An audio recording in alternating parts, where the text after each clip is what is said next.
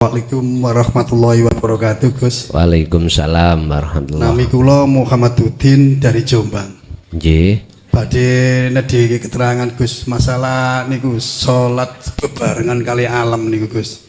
Salat bebarengan kali alam.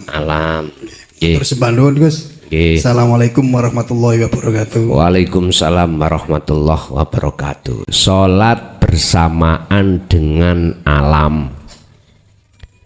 Maksud dari alam ini adalah segala hal apapun, apakah berkenaan dengan kudrat, irodat, ilmu, hayat, sama, basor. Alam ini yang boleh kami sebut sebagai sifat ma'ani. Ini masih kelebu makhluk, walaupun sifat itu masih kelebu masuk dalam makhluk.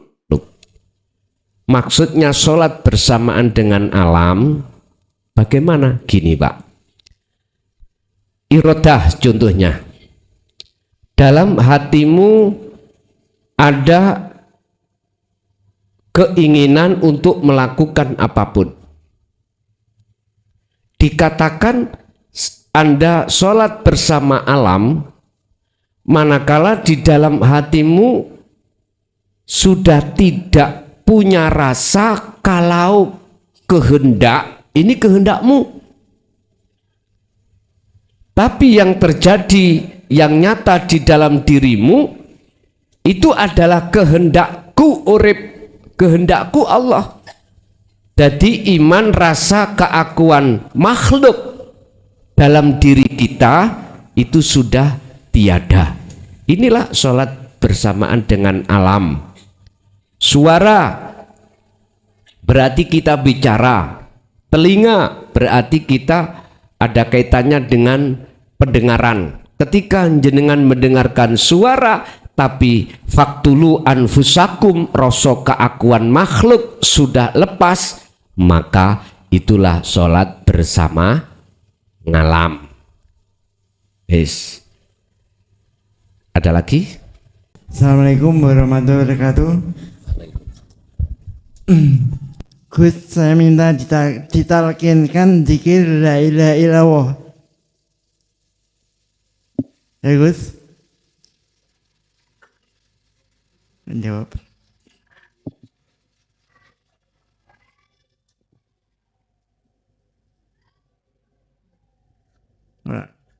Assalamualaikum warahmatullahi wabarakatuh. Gus, saya minta ditalkinkan zikir la ilaha illallah. Talkin lewat thariqah apa hakikat? Dua-duanya ya? Dua-duanya? Ya. Enak men gue. Ya, saya bingung jawabnya ya, mau gimana? Oke.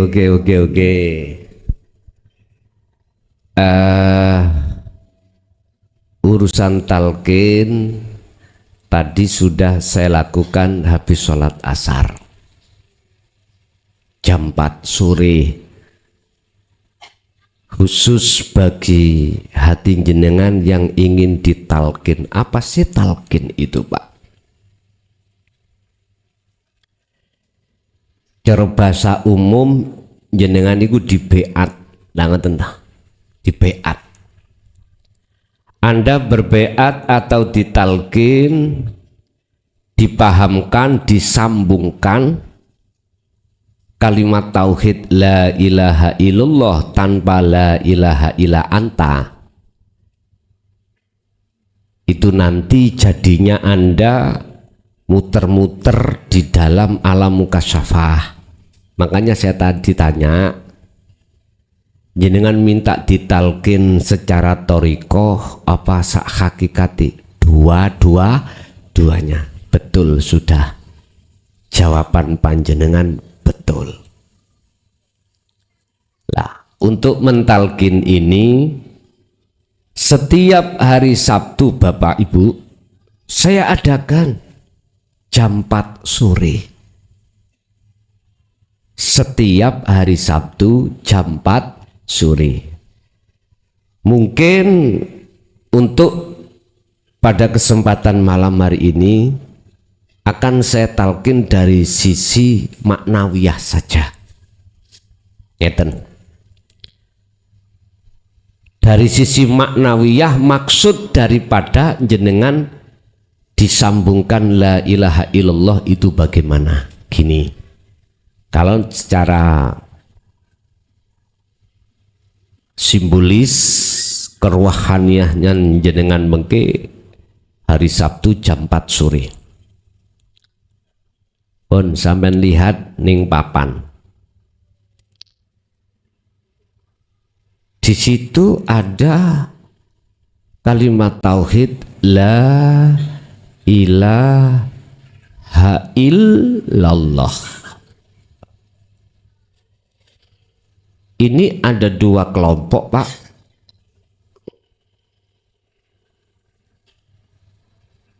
Kelompok la ilaha disebut nafi, kelompok kedua disebut isbat.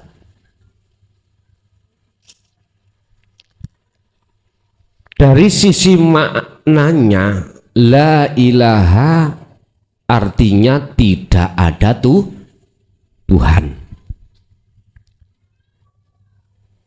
Berhubung hati sampean sudah kemasukan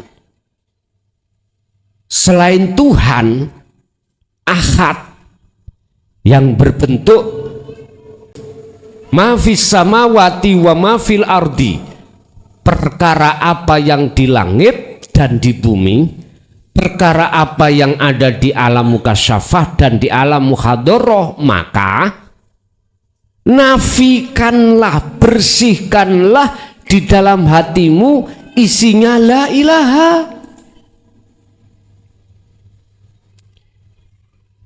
Yang sudah kau jadikan sebagai Tuhan padahal itu bukan Tuhan, walaupun jenengan tidak merasa secara langsung kau menyembah tersebut, maka nafikanlah. Ini perintah.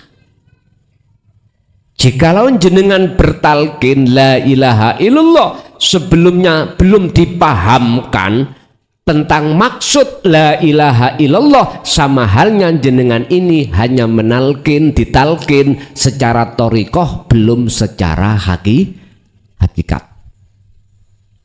Belum.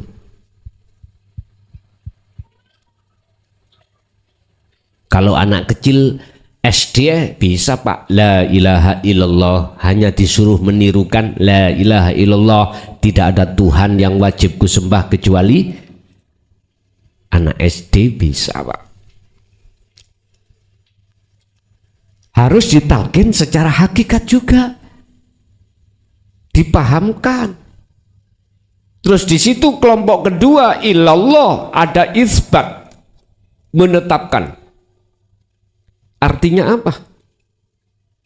Ketika di dalam hatimu sudah kau bersihkan perkara selain Allah, maka isbatkanlah, tetapkanlah imanmu hanya pada Allah, bukan Allah sebuah nama.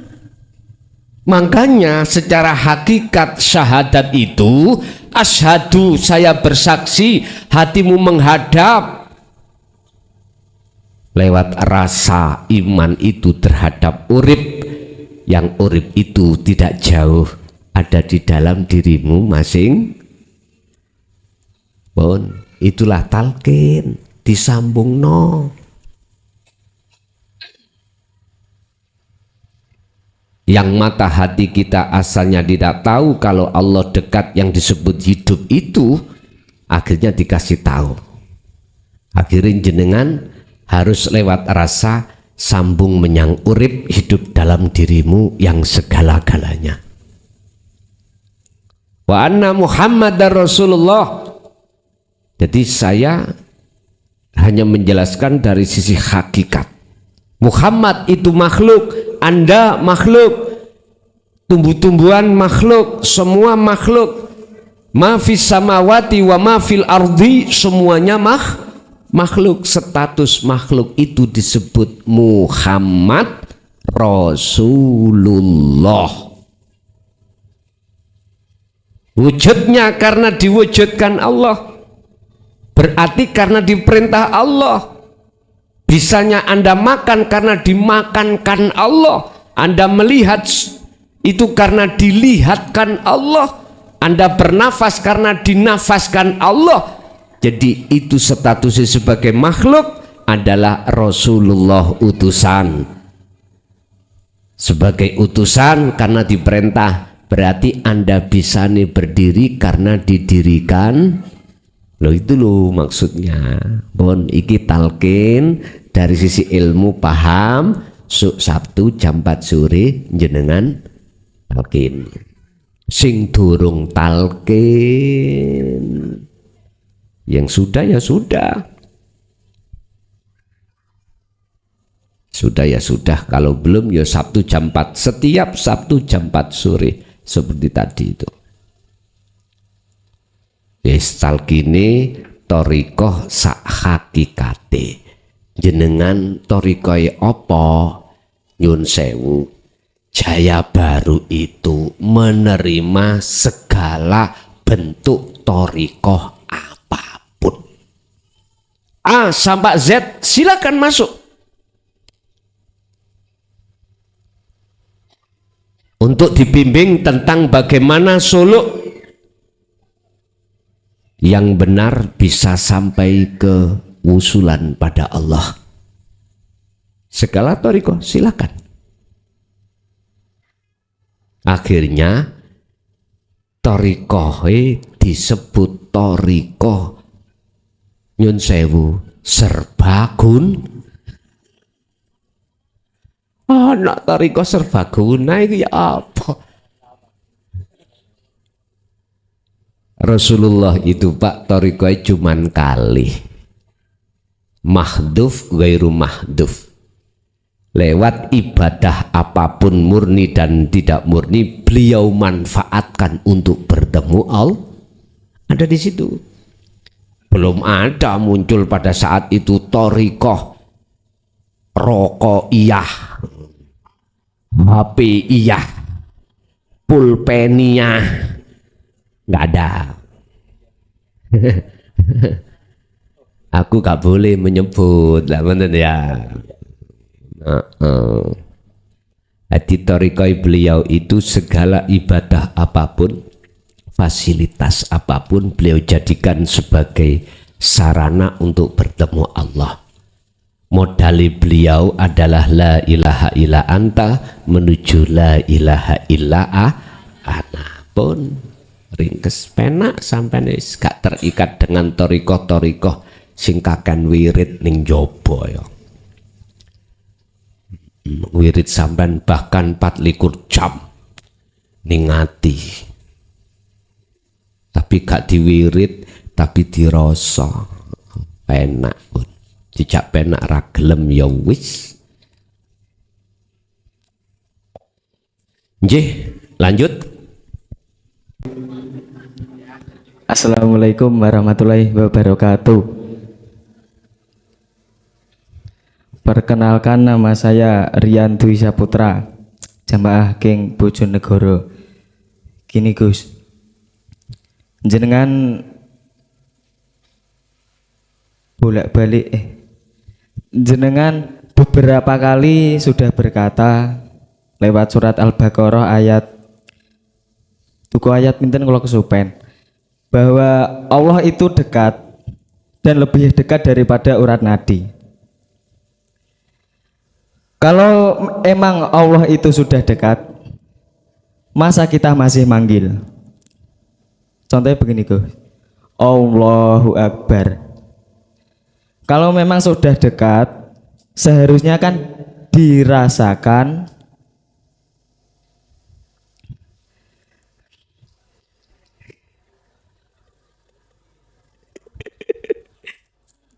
dedek Gus. Maksudnya ngeten Gus, umpamine panjenengan ngadeg berdiri di samping saya, masa saya manggil lewat mic, Guson, lagi lucu tak Gus? Nah terus kalau kita masih memanggil kan berarti masih ada jarak. Kalau emang Allah itu lebih dekat daripada urat nadi, kan seharusnya kita rasakan dan kita imani. Bagaimana menurut Gus? Ngapunten. Wassalamualaikum warahmatullahi wabarakatuh. Sudah berkali-kali saya katakan, untuk bertemu pada Allah kuncinya sirul. Itulah dzikir bila ismin wa kalamin wa lafdin. Tapi jikalau munculnya mudah dalam hatimu rasa itu didorong dengan wadhkur isma rabbik, mengapa tidak?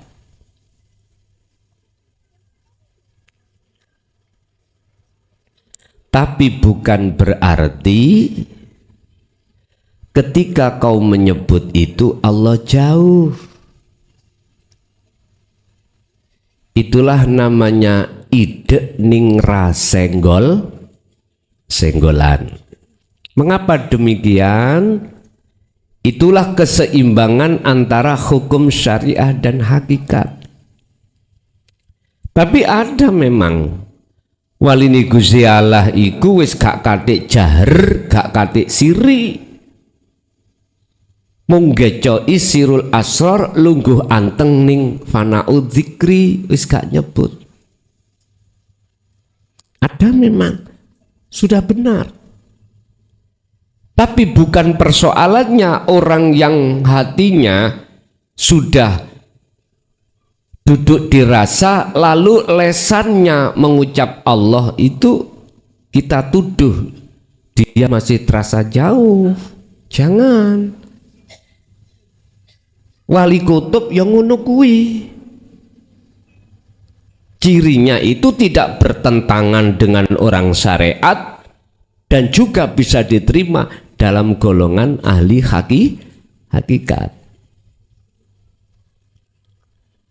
Sebetulnya buang-buang suara, tapi dia nggak bisa menolaknya atas sebuah pilihan, ini nggak bisa. Seperti Rasul, apalagi tingkatannya Rasul.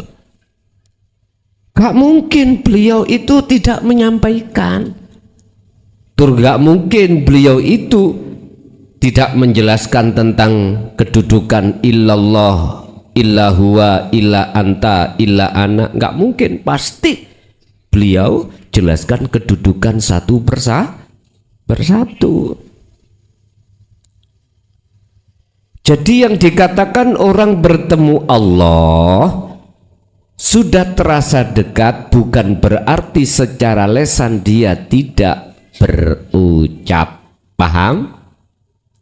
Sekalipun secara lesan itu berucap, ruhanianya dia sudah tidak berucap.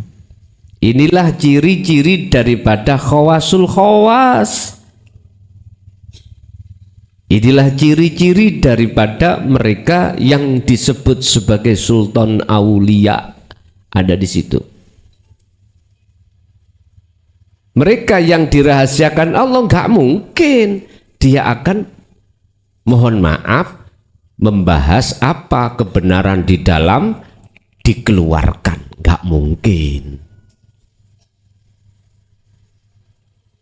Dia hanya untuk dirinya sendiri.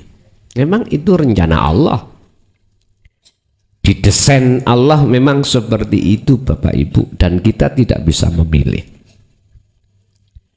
Jadi menyebut itu tolong jangan dimasukkan dari akliyah saja, jangan dimasukkan sistem ilmu saja, enggak, tapi jenengan harus jangan hanya dimasukkan sistem laku saja, enggak, tapi hanya harus masukkan di sistem ilmu atau ilmiah.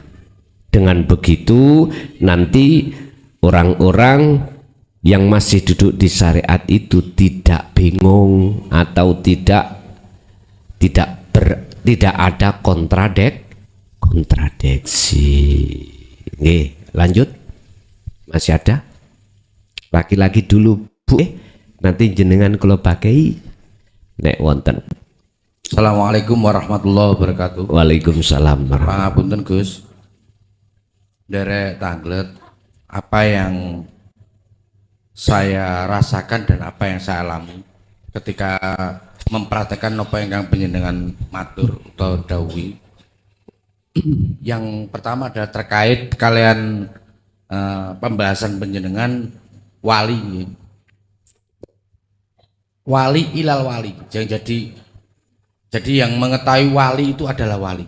Itu mohon dijabarkan. Yang kedua, ini beberapa sudah 3 minggu ini sih.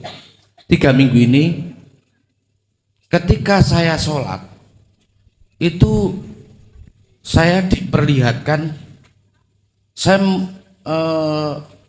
diperlihatkan jamaah yang berkumpul seperti contohnya di sini aja lah. Contoh di sini, tapi si penceramah bahasanya saya bahasakan dengan agar tidak ada ketersinggungan, ngapunten. Ketika sang penceramah itu saya melihatnya bukan dohir ya. Dalam hati saya itu saya melihatnya bersinar. Jadi tidak saya lihat wajahnya tapi bersinar. Namun yang mengagetkan bagi saya ketika saya melirik jamaah perempuan itu kok pangapunten sangat. Bentuknya hewan. Ada ular, ada sapi, ada kerbau dan lain-lain. Nah, ketika menoleh ke itu banyak. Ketika saya menoleh ke jamaah laki-laki itu ada beberapa, 3. Yang jadi pertanyaan, apakah itu merupakan halusinasi saya atau saya dimasukkan ke alam mukasafa? Kalaupun mukasafa itu tergolong dalam hal itu, mohon diwedar untuk dijelaskan. Begitu Gus, pangapunten yang kata. Assalamualaikum warahmatullahi wabarakatuh. Waalaikumsalam warahmatullahi wabarakatuh. Maksud yang tahu wali adalah wali. Seseorang akan bisa melihat pada orang lain, bisa melihat orang itu harus matanya tidak buta. Logikanya seperti itu. Saya akan tahu jenengan tidak buta manakala saya tidak buta. Kalau saya buta, nggak mungkin bisa melihat jenengan itu tidak buta. Ini secara logis. Sudah benar yang tahu wali itu adalah wali. Yang tahu kekasih Allah itu kekasih Allah. Jenengan mengatakan itu kekasih Allah, jenengan wajib terlebih dulu menjadi kekasih Allah. Biar kekasih Allah itu. Atau bisa saya masukkan di kelompok ahli syuhud.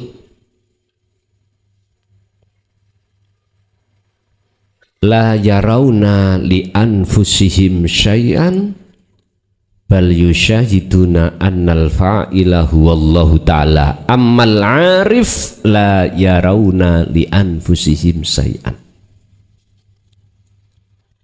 Dalam pandangan mata hati jenengan itu sudah tidak tampak wujud kecuali wujudnya Allah. Dalam segala hal apapun tanpa terkecuali.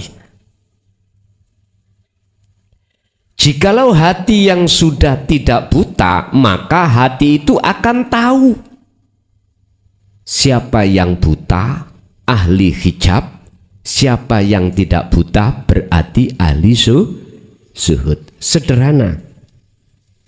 Sederhana sekali. ketika Anda berbicara isi sirullah daqaiqul asrar, dia nggak menolak. Ketika jenengan berbicara dengan mereka tentang lembut-lembute, halus-halusnya rahasia ilmu Allah, dia nggak menentang. Berarti itulah salah satu tanda zahir ketika saat jenengan berbicara tentang masalah hakikat makrifat, dia nggak pernah menolak, nggak menentang apalagi. Tapi jikalau ada pertentangan, jelas dia loh, gampang toh, gampang sekali. Bon, satu. Nomor dua, ulaika kal an'am bal hum adol. Jikalau hati manusia masih terkuasai sifat basariah, gak laki gak perempuan, pasti ruhania condongnya terhadap selain Allah, sehingga sifatnya Allah memperumpamakan ulaika utawi mengkene golongan iku kal an'am, seperti hayawan, balhum adol, bahkan lebih jelek dari hayawan. Itu karakter sifat. Siapa dia? Ahli hijab. Kita yang masih di golongan ahli hijab. Tandane ahli hijab itu bagaimana? Amlan tundirhum la yu'minun. Disampaikan tentang masalah hukum-hukum hakikat makrifat atau tidak, tetap la yu'minun, mereka tidak percaya, bahkan menolak. Akhirnya khatamallahu ala qulub, ditutup Allah, makanya disebut ahli hijab. Nah, ketika jenengan ini kok ya mengetahui di antara beberapa karakter sifat manusia sehingga memunculkan aslinya berbentuk wajah-wajah dusta. Wajah dusta itu berarti wajah-wajah hayawan. Maka itu bentuk kasaf. Bentuk kasaf. Kasaf itu tidak hanya di situ. Kalau ini sudah berkembang kasaf, karomah berkembang, maka jenengan akan tahu kliwar-kliwere malaikat. Terutama sing biasa sobo menungso iku. Malaikat kiwa tengen sing nyatet, terus malaikat sing jabut nyawa, itu kelihatan. Dan bisa Anda berbicara terhadapnya, bisa. Nanti cail misalnya jenengnya Israel ya, Israel. Nanti Pak Dimu menit jam 10 dino Rebo tak cukup. Wis waktune. Perintah Allah wis wayahi. Sebab idza jaa ajaluhum, tatkala itu datang tidak bisa dimundurkan, juga tidak bisa dimaju. Oh, jam pirail? Jam 10, kopimu kok budeg ya? Jam 10 dina Rebo. Wis.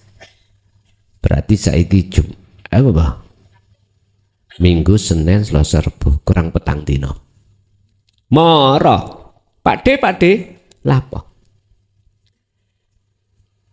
Sampean kok Rebo jam 10 mate. Muring-muring enggak Pak De? Eblas saya mau iku ngomong kayak pangeran.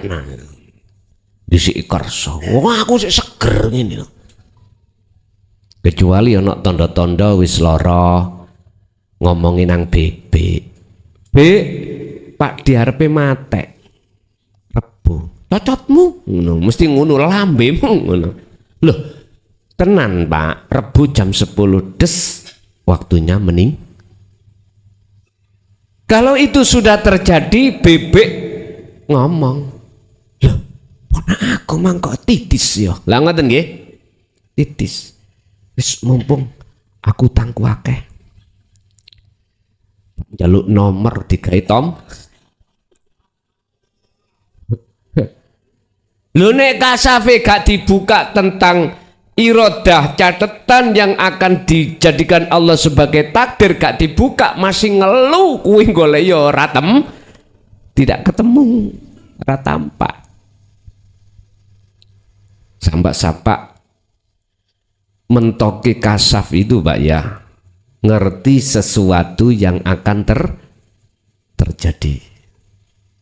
Apakah yang berkenaan musibah, bencana alam, kematian, apapun yang akan terjadi. Lah, terus bagaimana selanjutnya saya, wong saya sudah memegang sirul asrar. Lah ngaten nggih. Gini Pak, la tatruk adzikra li adami hudurika ma'allahi ta'ala bihi. Dikir sirul asrar senajano walaupun kau belum bisa khudur sampai bertemu Allah, dikir tersebut jangan kau tinggalkan, tetap lakukan.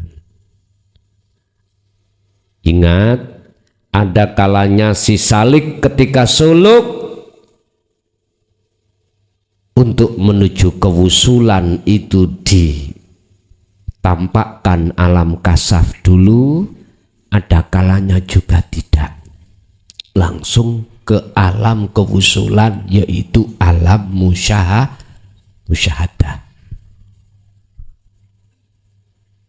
Itu semua suka-suka Allah. Tidak semua mereka yang wusul pada Allah terlebih dahulu dia harus mengalami proses dan diketahukan tentang masalah alam kasyaf yang disebut alam mukasyafah. Enggak Pak, kasyaf itu apa? Kebuka. Kalau kasyaf di musyahadah, monggo, itu memang tujuan inti daripada si salik ketika suluk. Bagi panjenengan ketika kholwat tujuannya ada di situ. Sederhana kalau kita melihat syarat untuk bisa bertemu Allah, sederhana. Apa dibulet-bulet no? Ngarakno murid tambah bulet tae. Dimudahkan. Buka dalam surat Al-Isra Al-Kahfi ayat terakhir. Hanya 2 syarat. Pertama, dikira fal ya'mal amalan sholihan. Dikira. Dikir yang mana yang dimaksud? Dikir yang meninggalkan imanmu selain Allah dan beriman hanya pada Allah, itulah nafi isbat. Kalau sering saya sebut sebagai adzikru bisiril asrar, tanpa ngucap tadi. Ketika itu sudah berjalan terus, syarat yang kedua, wala yusyrik bi ibadati rabbi akhada. Lekaslah rasa keakuanmu yang wujud sebagai manusia, lepas. Yang kholwat, yang dzikir, yang apapun, yang ambekan, yang melihat, mendengar, lepasen. Cekne dadi wong gendeng. Iya, gendeng nang Allah maksudnya. Baru ikuti di situ ada proses dari gelap menuju terang, minal dzulumati ilan nur.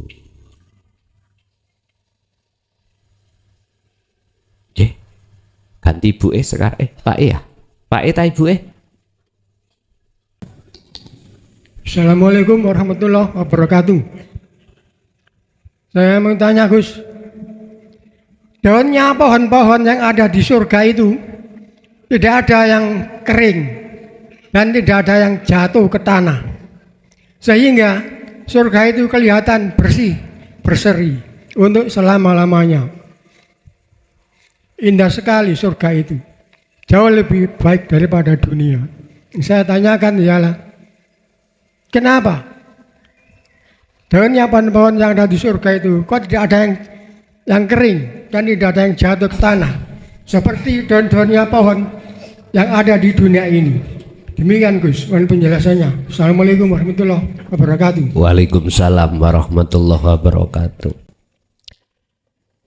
Saya jawab secara syariat karena pohon-pohon di surga itu tidak tua, tidak muda, terus ya ngono. Wis iku cara sarengati. Sangat berbeda dengan pohon di dunia. Kalau pohon di dunia akarnya itu di bawah. Kalau pohon di akhirat akarnya di atas. Jadi jenengan su iku gak butuh genter. Ya. Gak butuh watang, pingin ngambil, mohon maaf, pingin ngambil pelem ngono wis karimu tek tok. Woyono nisor, oyote ning dukur ada di atas. Cuman yang ditanyakan di sini, mengapa daun-daun di surga itu tidak ada yang rontok? Kalau jawaban secara syariat tadi, karena di sana tidak tua, tidak muda. Nek jawabku iku coro Supali, tahu Supali ya? Karena di sana nggak ada tukang nyapu.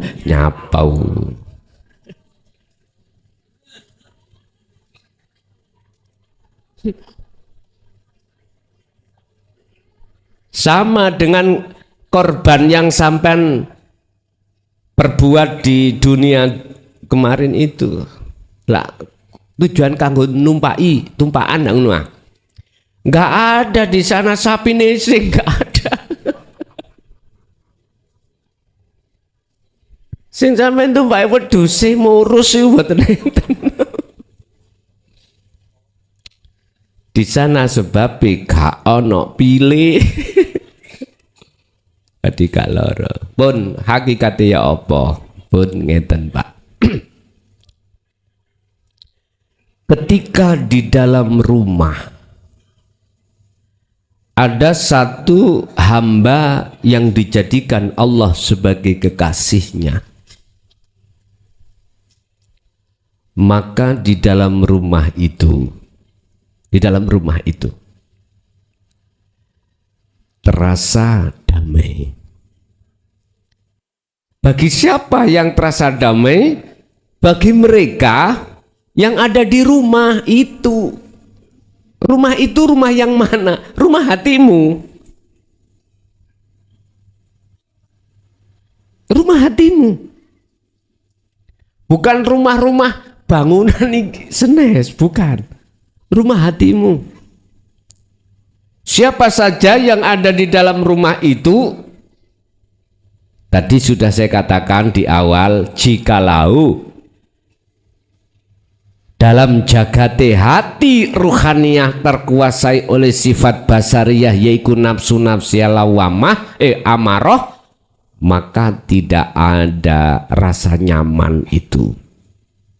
Tapi jikalau itu dikuasai oleh sifat basirah dari nafsu lawamah dengan mutmainah, maka damailah rumah tersebut. Karena apa? Karena yang membuat biang kerok itu sudah ditundukkan atau dijinakkan, selanjutnya dipenjara. Udah, nggak dikasih makan, nggak apa, sehingga nafsu nggak bisa minta bagian, ngaku-ngaku kehambaannya sudah tidak ada, pengakuan yang ada dalam hatimu adalah akunya Allah saja. Akhirnya nafsu itu, nafsiyah dengan amarah, kurus, nggak berdaya apapun. Kurus, sampai masukkan kamar, kamarnya sampai kunci, nggak bisa keluar. Maka damailah di dalam rumah tersebut.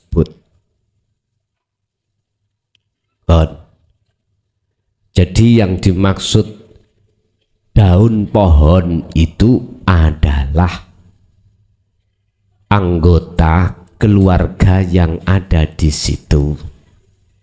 Tidak ada perubahan apapun, nggak ada. Artinya tatmainnul qulub. Ya ayyatuhan nafsul mutmainnah, anteng. Karena disebut anteng, dia kembali kepada Tuhannya. Dengan cara apa? Rodiyatam mardiyah. Dia sudah melepaskan dengan ikhlas, ridho, rasa pengakuan diri. Itu adalah isaroh, Pak. Sebetulnya itu pohon, terus daun yang tidak rontok, itu isaroh. Jadi selalu damai, bersih, nyaman, dikarenakan kemakrifatan jenengan, ketakwaan jenengan sampai kali kula itu tidak rontok. Karena selalu bermuajah ruhaniyah sampean, atau dalam arti umum Anda harus hanya menyembah padanya selalu. Iyyaka na'budu wa iyyaka nasta'in. Ibu ada? Cukup? Bapak Ibu hadirin jamaah rahimakumullah, itu pada malam hari ini apa yang Allah berikan terhadap kita sebagai proses pengetahuan atau sebagai tambahan bagi Anda pengetahuan tentang dinut tauhid, supaya untuk betul-betul sempurna kemakrifatan datang panjenengan, dan semoga ilmu itu bermanfaat. Lahumul Fatihah.